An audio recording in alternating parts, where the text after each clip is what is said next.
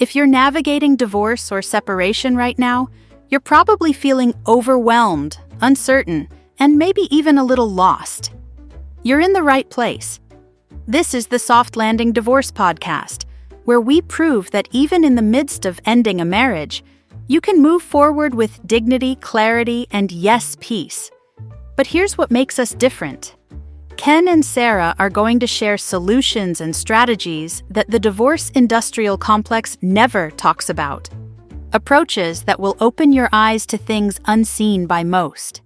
Take something as crucial as figuring out how to buy a new home safely during separation without hidden legal fees, even if you're on a rushed divorce timeline. These are the strategies that can save you time, money, and emotional turmoil. But traditional divorce professionals won't tell you they exist. Whether you're just starting to consider separation or you're deep in the process, our goal is simple: to help you and your children land as softly as possible on the other side. So, grab your coffee, get comfortable, and let's dive in with Ken and Sarah as they reveal what the industry doesn't want you to know. Hey everyone, welcome back. I've got an eye-opener coming your way. Today we're doing a deep dive into something that honestly catches so many people off guard: how to buy a new home safely during separation without those hidden legal fees, even if you're on a rushed divorce timeline.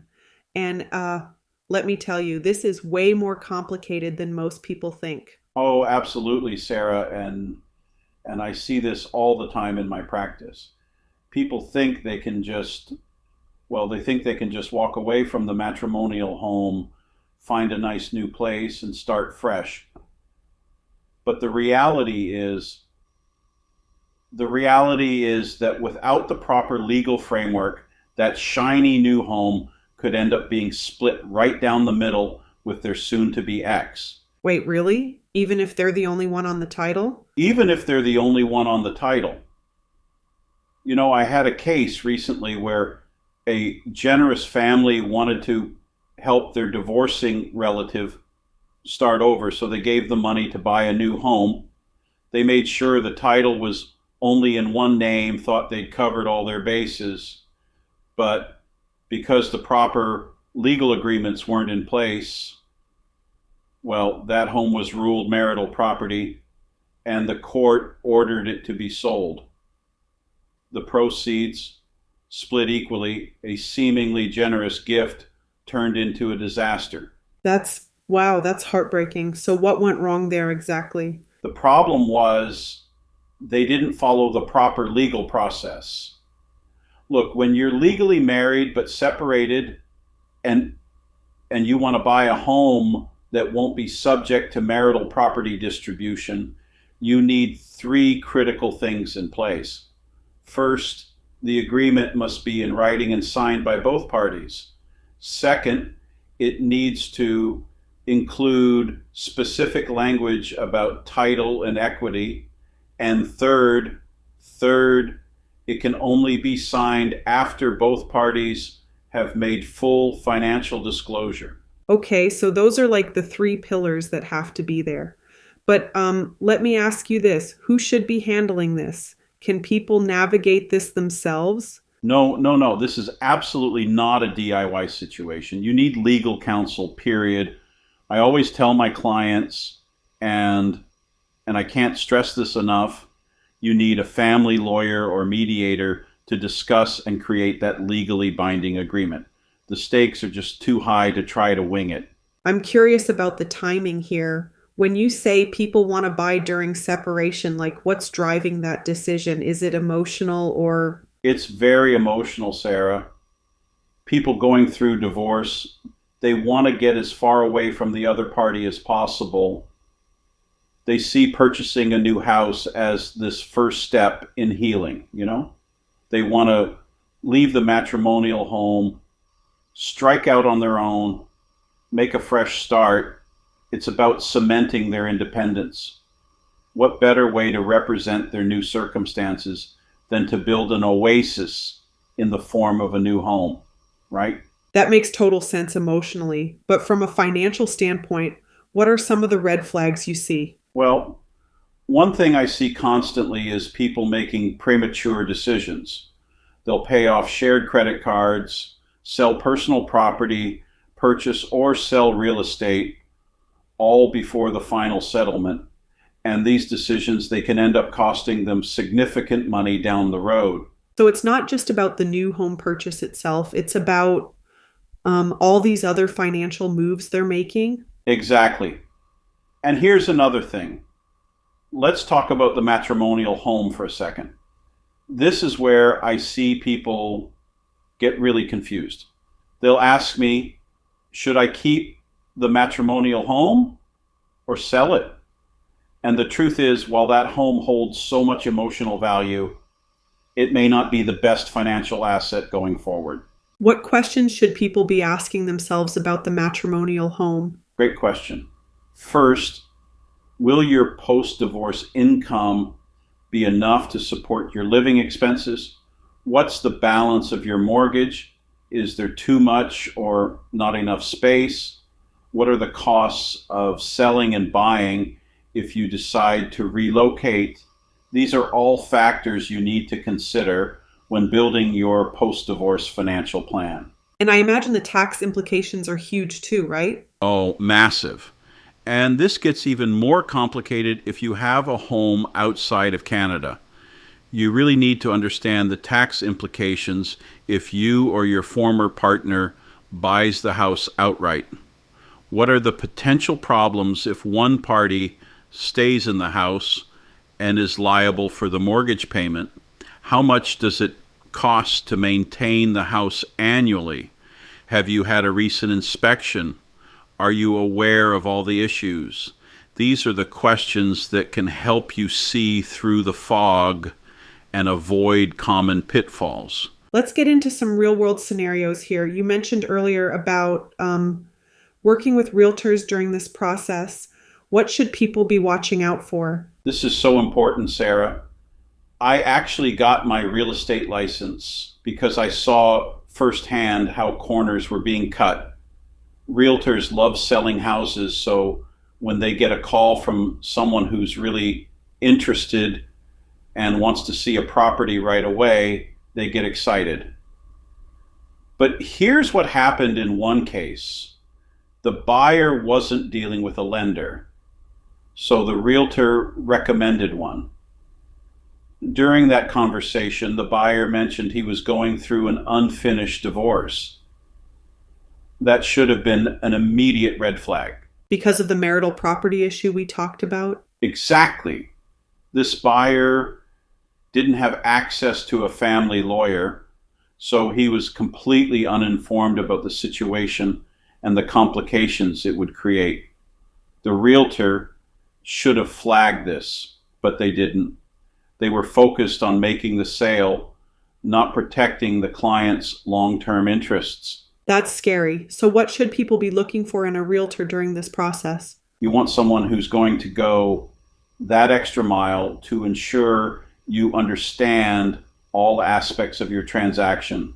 Someone who won't cut corners, who understands the unique challenges that divorced or separated individuals face, and most importantly, someone who will work with your legal team, not around them. Speaking of legal teams, let's talk about the lender side of things. What do lenders need to see? When you're legally married but separated, lenders will require your legal separation agreement first.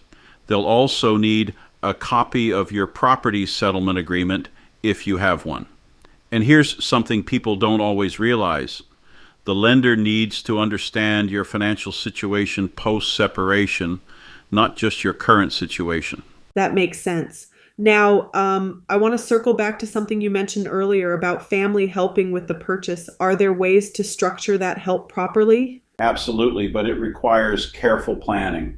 If family wants to help, that assistance needs to be documented properly within the separation agreement. The source of funds, the intent of the gift, whether it's a loan or a gift. All of this needs to be crystal clear.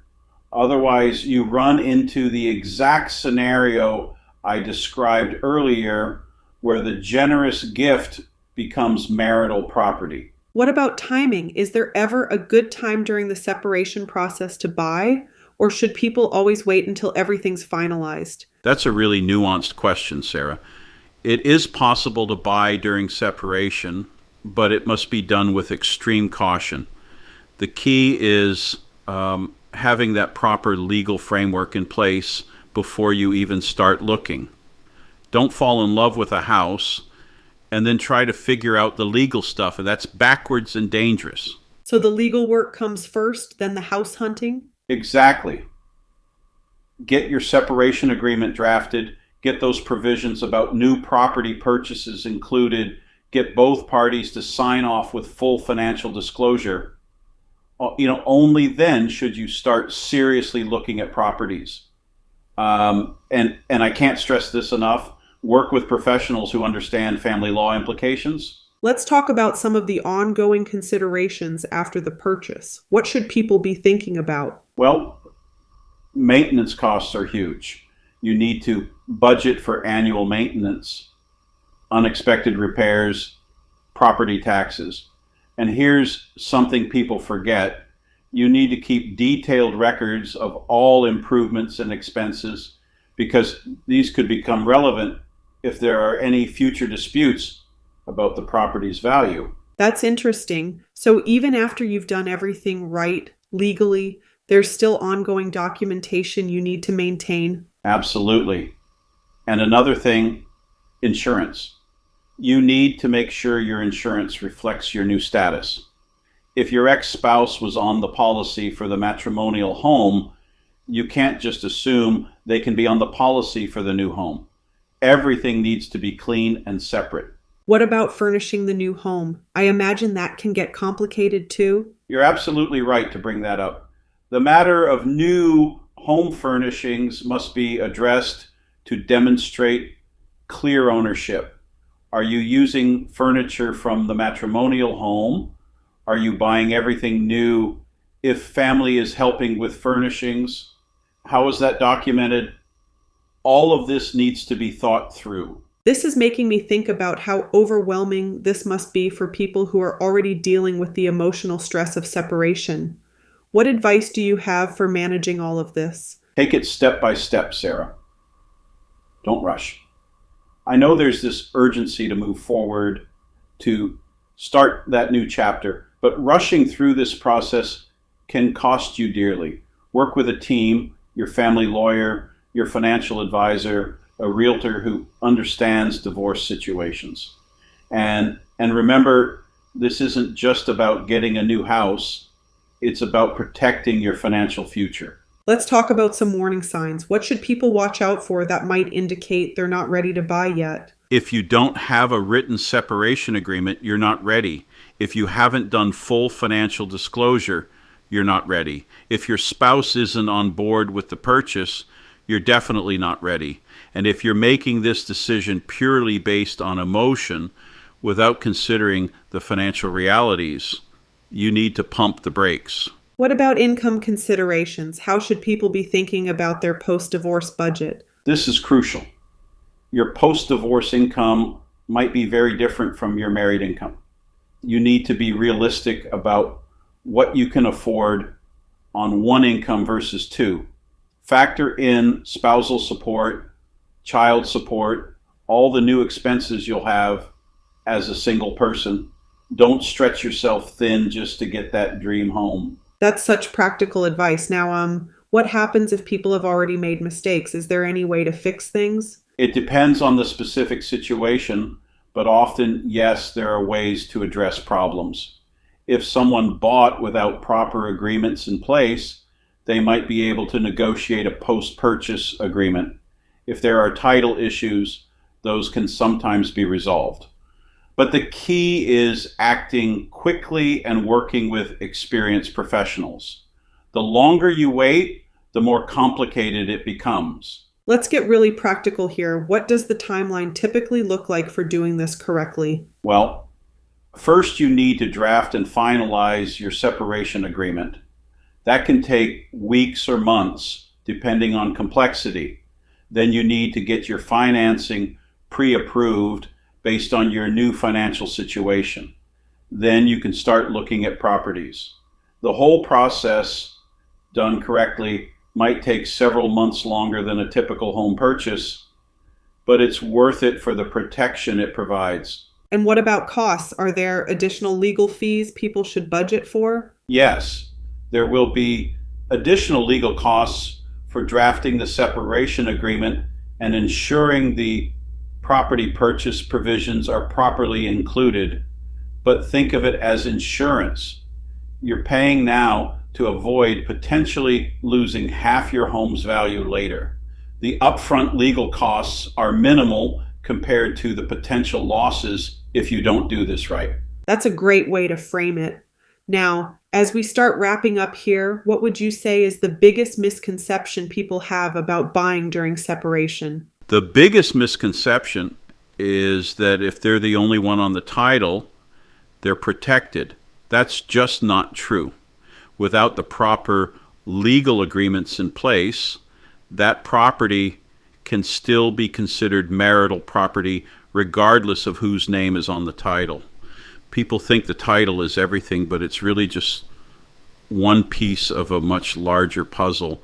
And what about people who are feeling pressured to make quick decisions because of market conditions or pressure from family? Don't let external pressures drive this decision.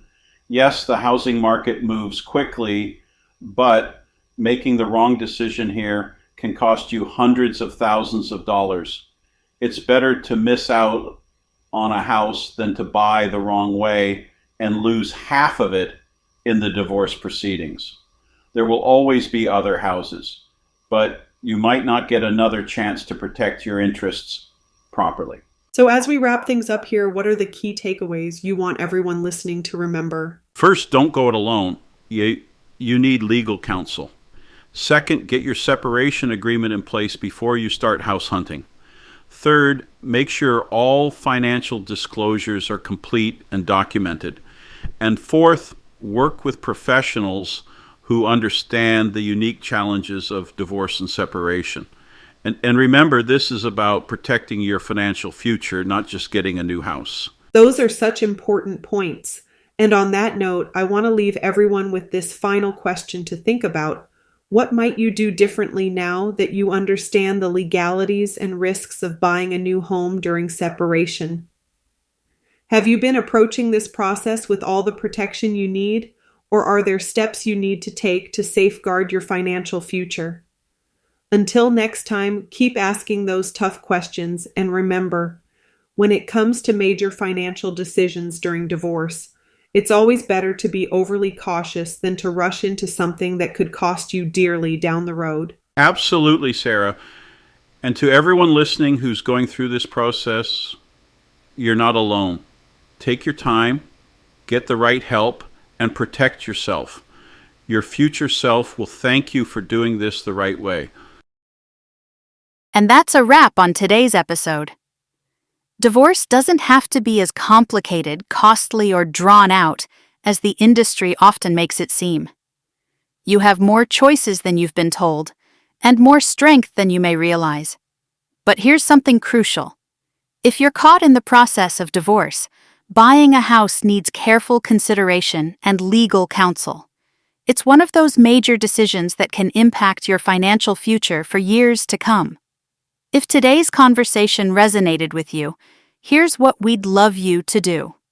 First, subscribe to the Soft Landing Divorce podcast so you never miss these strategies that could change everything for your family. Second, leave us a review. It helps other people who desperately need this information find us. And if you know someone navigating separation or divorce, please share this episode.